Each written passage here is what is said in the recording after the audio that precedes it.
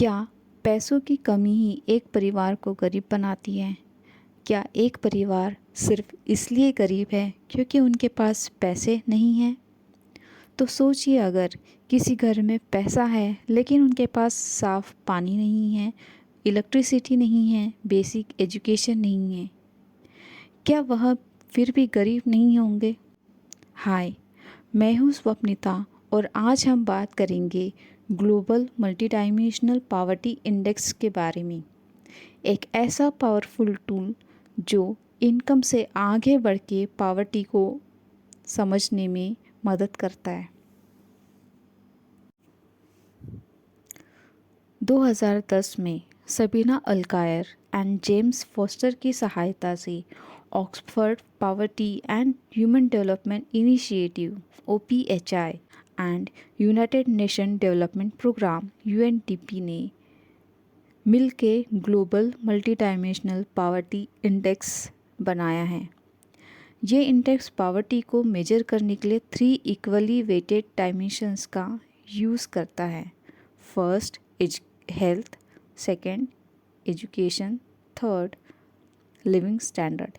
Equally weighted होने की वजह से इन तीनों का जो वेटेज है वो होता है 1/3 और इन 3 डायमेंशंस को कैप्चर करने के लिए 10 इंडिकेटर्स यूज़ किए जाते हैं। इन्हें अब हम डिटेल में समझेंगे। पहला डायमेंशन है हेल्थ। इसके 2 इंडिकेटर्स हैं। फर्स्ट है न्यूट्रिशन। अगर घर का कोई भी अडल्ट या बच्चा अंडर नरिश्ड है तो वे डिप्राइव्ड है। Second, child mortality.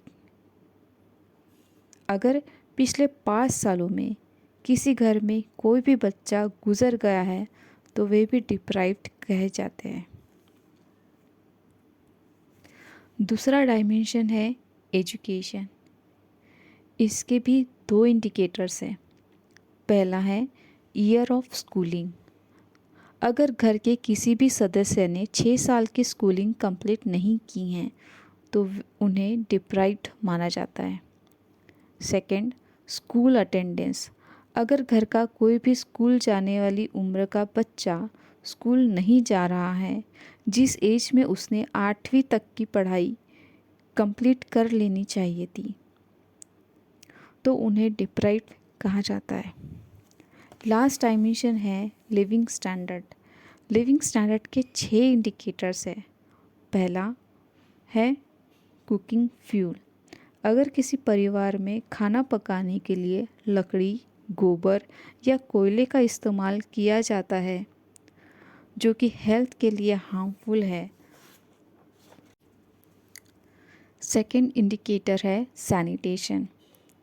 अगर किसी घर में टॉयलेट नहीं है तो वे भी डिप्राइव्ड है। Third, drinking water. अगर घर में पीने का साफ पानी नहीं आता है या पानी लाने के लिए 30 मिनट से ज़्यादा चलना पड़ता है तो वो परिवार भी डिप्राइव्ड माना जाता है। फोर्थ है इलेक्ट्रिसिटी। अगर घर में इलेक्ट्रिसिटी नहीं है तो वे भी डिप्राइव्ड है। फिफ्थ है हाउसिंग। घर का फ्लोर यदि मिट्टी या गोबर का है, छत और दीवारें भी कच्चे मटेरियल से बनी हैं, तो वो परिवार भी डिप्राइव्ड माना जाता है।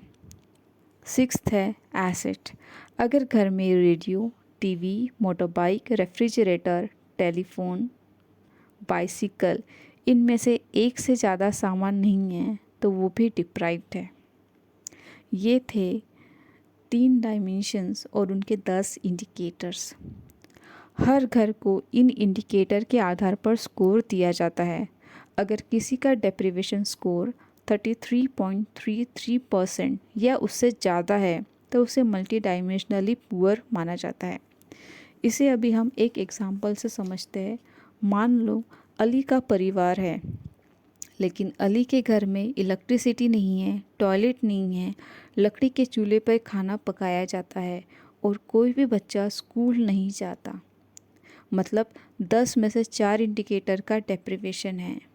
मीन्स 40% ऑफ डेप्रिवेशन, जो कि 33% से ज़्यादा है। इसका मतलब ये है कि अली का परिवार मल्टी डायमेंशनली पुअर है।